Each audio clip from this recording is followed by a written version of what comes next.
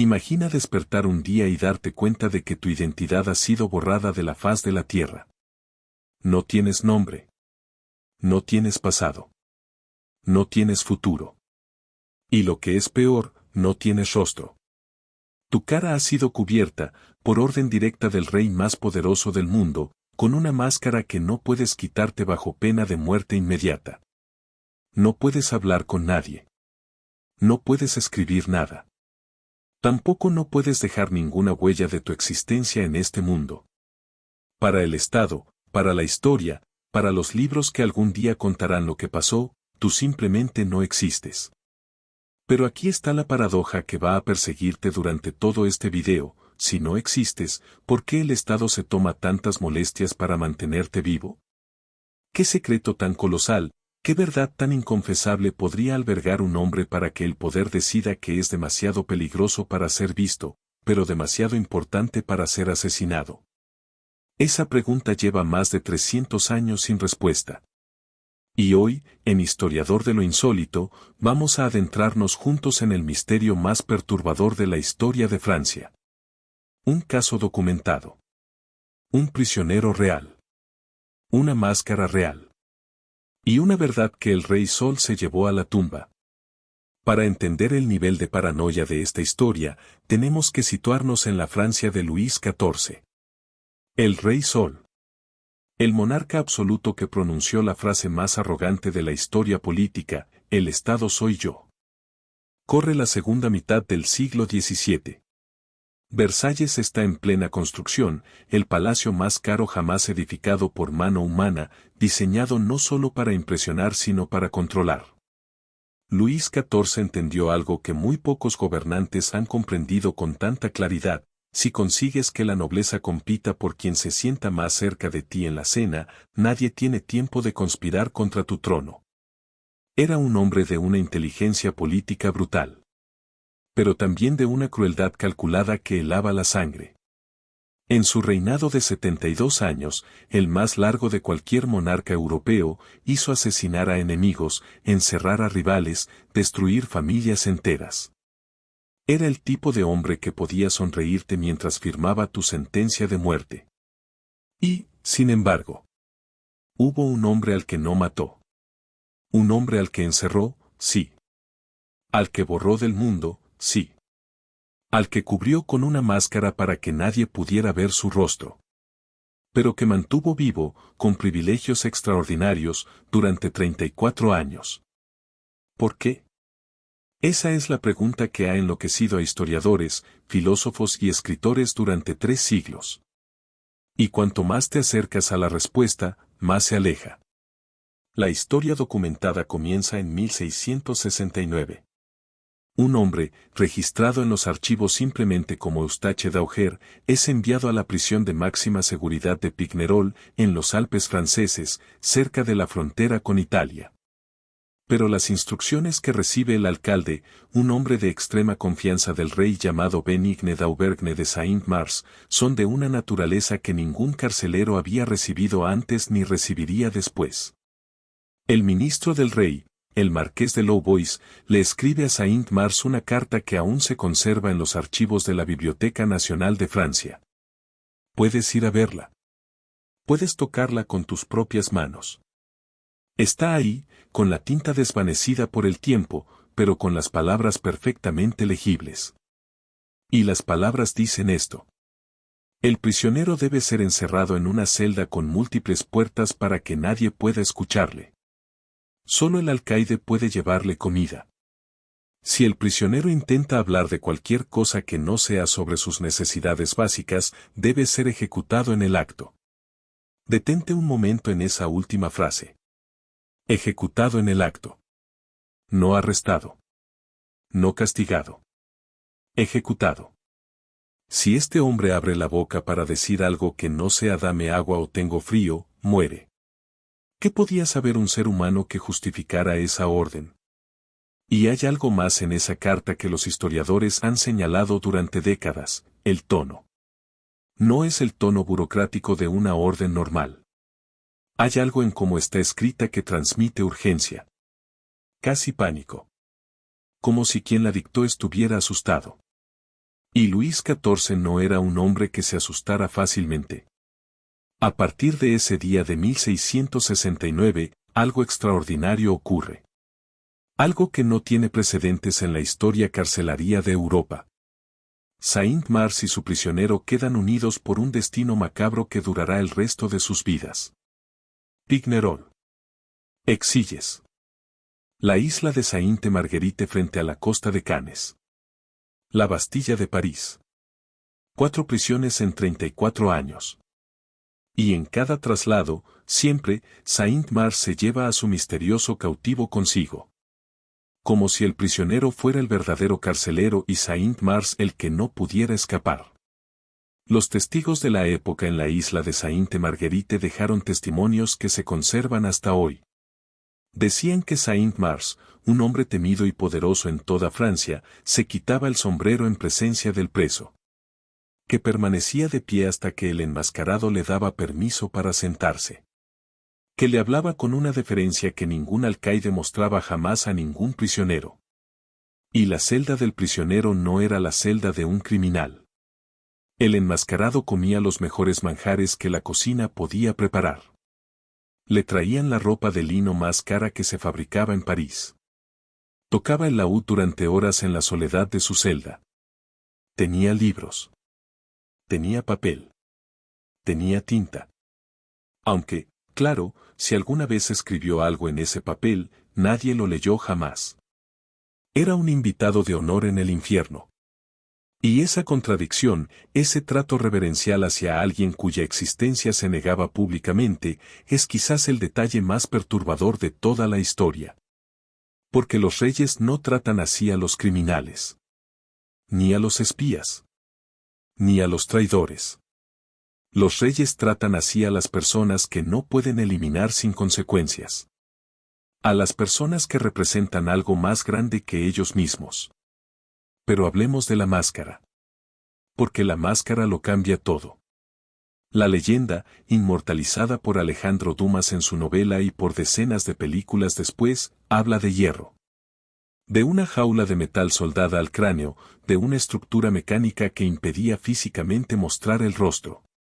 Es una imagen poderosa, brutal, cinematográfica. Pero los registros históricos cuentan algo diferente. Algo que, en cierta manera, resulta psicológicamente más devastador que el hierro. La máscara era de terciopelo negro. Cierra los ojos y piénsalo realmente. Terciopelo negro. Día tras día. Semana tras semana. Año tras año. Durante 34 años, ese hombre sintió el roce constante de la tela sobre su piel. El calor de julio con la cara cubierta. El frío de enero con la cara cubierta. La oscuridad permanente de tener el propio rostro negado. No como castigo físico, sino como negación de identidad. Como si dijeran, tú no eres nadie. Tu cara no existe. No eres un ser humano reconocible, eres un secreto con forma de hombre. Y aquí aparece la paradoja más cruel de toda esta historia. Si este hombre era tan peligroso, si su mera existencia amenazaba la estabilidad de Francia, ¿por qué no lo ejecutaron sin más? En aquella época, la vida humana, incluso la vida de los nobles, valía muy poco si te cruzabas con el rey. Un veneno en la copa de vino. Un empujón en las escaleras. Una enfermedad conveniente. El aparato del Estado francés del siglo XVII tenía herramientas de sobra para hacer desaparecer a cualquier persona sin dejar rastro ni despertar sospechas. Pero no a este hombre no lo eliminaron. Lo preservaron. Con cuidado. Con respeto. Con una atención casi obsesiva. ¿Por qué alguien que tiene el poder de matar no mata? Solo hay una respuesta posible. Porque matarlo sería más peligroso que mantenerlo vivo. Años más tarde, el gran filósofo Voltaire fue encerrado en la misma Bastilla donde el enmascarado había pasado sus últimos años. Y Voltaire era exactamente el tipo de mente que no podía dejar pasar una historia así. Como el periodista de investigación más brillante de su siglo, interrogó a los guardias más viejos, a los funcionarios de mayor edad. A cualquiera que pudiera haber estado presente cuando el prisionero llegó en 1698. Y fue de ellos de quienes obtuvo las pocas descripciones físicas que existen. El prisionero era un hombre joven cuando llegó, de estatura alta, de figura elegante y porte aristocrático. Nunca se quejaba. Nunca protestaba.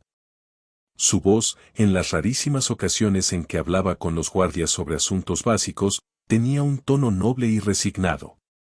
Como alguien que ha aceptado su destino no porque lo apruebe, sino porque lo comprende.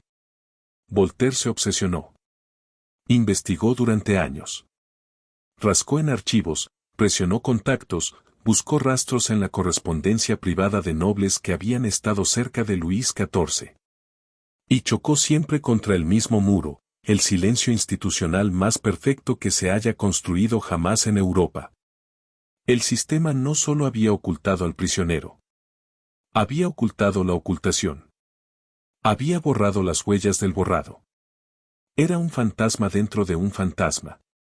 Voltaire llegó a una conclusión que publicó cautelosamente, eligiendo cada palabra con la precisión de alguien que sabe que le están vigilando. El prisionero, escribió, era alguien de sangre noble. Alguien cuyo rostro, si hubiera sido visto, habría creado una crisis de proporciones inimaginables para el reino de Francia. Un rostro demasiado conocido. Un rostro que nadie debería ver dos veces en dos personas distintas. Las teorías sobre la identidad del prisionero son tantas y tan elaboradas que podrían llenar una biblioteca. Pero hay tres que han resistido el paso del tiempo con más fuerza que las demás. La primera, Nicolas Fouquet, el superintendente de finanzas de Luis XIV. Un hombre tan rico, tan poderoso, tan amado por la nobleza francesa que eclipsaba al propio rey. Cuando Luis XIV visitó el Château de Vaux-le-Vicomte, la residencia de Fouquet, y vio su magnificencia, dicen que sintió una humillación tan profunda que ordenó su arresto 3 semanas después. Fouquet fue encarcelado de por vida. Pero los registros históricos lo dan por muerto años antes de las fechas que encajan con el enmascarado, lo que hace esta teoría improbable, aunque fascinante. La segunda, un general italiano llamado Ercole Mattioli, que negoció en secreto con Luis XIV la entrega de una plaza fuerte y luego traicionó el acuerdo revelándolo a otros poderes europeos. Luis XIV se sintió ridiculizado internacionalmente. Esta teoría tiene más evidencia documental que muchas otras. Pero tampoco cierra todos los huecos. El trato que recibió el enmascarado era demasiado reverencial para alguien que simplemente había traicionado una negociación diplomática. Y luego está la tercera. La que Voltaire insinuó.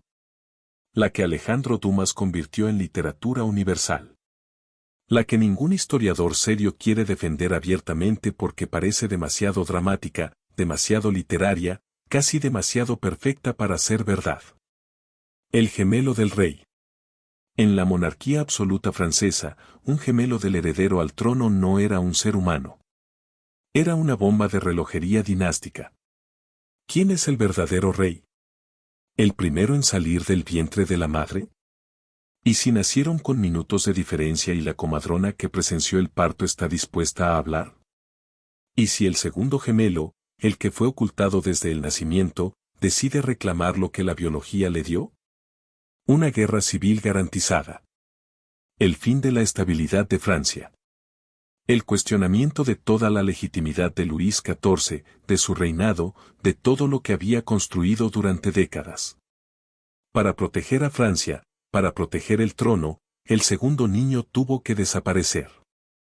Pero no podían matarlo. Era sangre real, ungida por Dios según la doctrina que legitimaba su propio poder. Si mataban a un niño de sangre real, ¿con qué cara podían seguir defendiendo que esa misma sangre les daba el derecho divino de gobernar? Así que lo hicieron desaparecer de otra manera. Lo encerraron. Le cubrieron el rostro. El mismo rostro que estaba grabado en las monedas de toda Francia, el mismo rostro que miraba desde los retratos colgados en cada palacio, no podía ser visto jamás por nadie que pudiera hacer preguntas. Es una teoría perfecta en su lógica interna. Dramática, sí. Literaria, sí. Casi demasiado buena para ser verdad. Pero ¿existe alguna otra explicación que justifique que el hombre más poderoso y cruel de Europa sintiera piedad o miedo por un solo prisionero durante 34 años? En noviembre de 1703, después de 34 años de un silencio que tronaba más fuerte que cualquier palabra, el hombre de la máscara murió repentinamente en la Bastilla. No hubo enfermedad larga documentada. No hubo agonía registrada. Un día estaba vivo. Al día siguiente, no. Lo enterraron de noche. En secreto. Bajo el nombre falso de Marchioli, sin apellido conocido, sin origen declarado, sin nadie que llorara sobre su tumba porque nadie que lo conociera podía admitir que lo conocía. Y entonces ocurrió algo que revela mejor que cualquier otro detalle el terror visceral que ese hombre producía en el Estado francés incluso después de muerto. Quemaron todos sus muebles. Destruyeron su ropa. Rasparon las paredes de su celda, piedra por piedra, buscando cualquier marca, cualquier trazo, cualquier letra grabada con una uña o con un hueso en los momentos de desesperación que todos los prisioneros tienen. Fundieron sus platos de plata, por si había grabado algo en el metal. Revisaron el relleno de su colchón. El forro de sus zapatos. Los márgenes de sus libros. No dejaron nada. Borraron su existencia a nivel atómico. Como si incluso los objetos que había tocado pudieran contaminar al mundo con su secreto. Piensa en el nivel de paranoia que implica eso. Este hombre llevaba 34 años sin poder hablar libremente con nadie. Y aún así, después de muerto, el Estado tenía miedo de lo que pudiera haber dejado escrito. ¿Qué verdad tan poderosa puede sobrevivir 34 años de silencio forzado? El hombre de la máscara de hierro se llevó su verdad a la tumba. Ganó el Rey Sol. El silencio triunfó sobre la historia. O quizás no del todo. Porque aquí estamos, 300 años después, hablando de él. Mientras que Luis XIV, con todos sus palacios y sus guerras y sus decretos, es recordado principalmente como el rey que encerró a un hombre misterioso y cubrió su rostro con terciopelo negro. En cierto modo grotesco, el prisionero ganó la batalla del tiempo. El silenciado es quien más ha hablado a través de los siglos. Los archivos del caso permanecen parcialmente clasificados hasta hoy. No en el sentido de secreto de Estado moderno, sino en el sentido de que hay documentos que nadie ha podido localizar, correspondencia que desapareció, registros que fueron destruidos sistemáticamente. Los historiadores que han dedicado su carrera a este caso calculan que existe entre un 30 y un 40% de documentación que debería existir y que simplemente no está. ¿Fue destruida intencionalmente? ¿Se perdió en los siglos de guerras y revoluciones que sacudieron Francia después? ¿O está en algún archivo privado de alguna familia noble esperando que alguien sepa dónde buscar?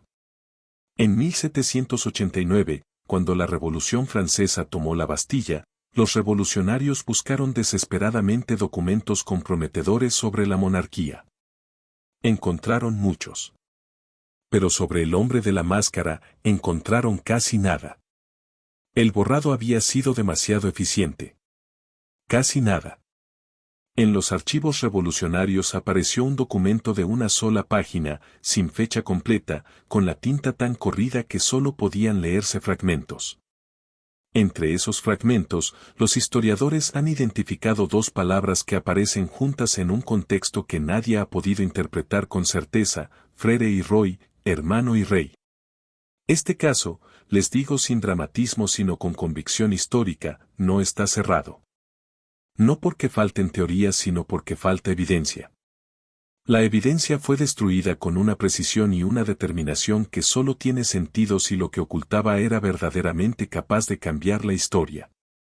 Pensamos que hoy en día, con nuestra tecnología y nuestras redes sociales y nuestras cámaras en cada esquina, es imposible hacer desaparecer a una persona. Imposible borrar una identidad. Imposible silenciar una verdad durante décadas. ¿Y si nos equivocamos? ¿Cuántos hombres y mujeres sin nombre, sin rostro, sin historia oficial, desfallecer hoy en prisiones secretas o en rincones oscuros del mundo, borrados por razones de Estado que tú y yo nunca llegaremos a comprender? ¿Cuántos secretos llevan máscara hoy, no de terciopelo negro sino de silencio burocrático, de clasificación indefinida, de archivos que nunca se abren? El hombre de la máscara de hierro nos dejó algo más valioso que su identidad. Nos dejó una pregunta que no tiene fecha de caducidad. ¿Y si el crimen más grande que puedes cometer no es algo que haces, sino simplemente quién eres? Si esta historia te dejó con más preguntas que respuestas, bienvenido. Ese es exactamente el efecto que tiene el misterio real sobre una mente despierta. Déjame en los comentarios cuál de las tres teorías te convence más. ¿El ministro traicionado? ¿El diplomático italiano? ¿O el hermano gemelo del Rey Sol, viviendo en la oscuridad durante 34 años mientras su espejo de carne y hueso gobernaba el mundo desde Versalles? Y si tienes una teoría propia, quiero leerla. Aquí abajo. Ahora. Suscríbete al canal. Activa la campanita. Porque en Historiador de lo Insólito, exploramos las sombras del pasado en todo el mundo. Los enigmas que la ciencia no ha podido explicar. Los eventos que el tiempo intentó borrar. Las crónicas que desafían nuestra lógica. La historia no siempre es lo que nos contaron. A veces, lo más importante es lo que cubrieron con una máscara.